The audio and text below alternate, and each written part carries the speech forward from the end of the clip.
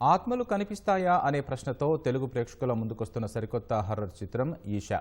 శ్రీనివాస మన్నె దర్శకత్వంలో దామోదర్ ప్రసాద్ సమర్పణలో వంశీ నందిపాటి బన్నీవాసు ఈ చిత్రాన్ని ఇవాళ విడుదల చేస్తున్నారు.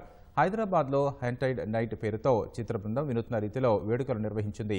ఆ వేడుకకు యువ కథానాయకుడు శ్రీవిష్ణు హాజరయ్యారు. థ్రిల్ కావాలంటే ప్రేక్షకులు తమ స్నేహితులతో వచ్చి ఈషా చిత్రాన్ని చూడాలని కోరారు. ఈషా చిత్రంలో కీలక పాత్ర పోషించిన మై మధు తన నటనతో వేడుకకు హాజరైన ప్రేక్షకులను ఉలిక్కిపడేలా చేశారు.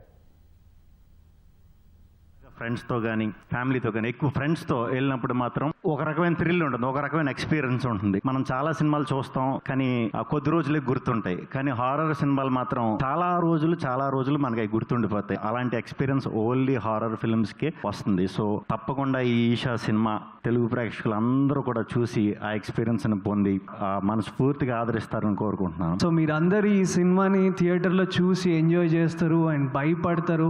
ఆ ఎమోషన్స్ అన్నీ ఎంటర్టైన్ అవుతారని నేను కోరుకుంటున్నా.